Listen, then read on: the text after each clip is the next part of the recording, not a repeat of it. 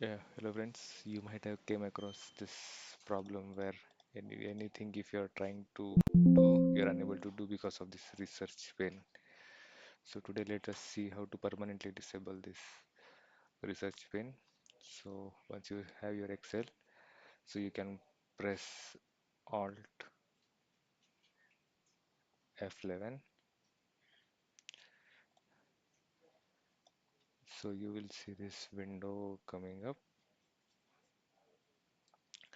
Now you have to press Ctrl+G and you will see this pane here at the bottom. So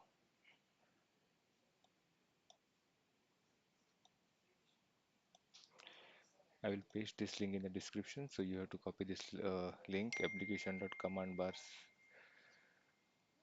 research enabled is equal to false. Now you have to press enter.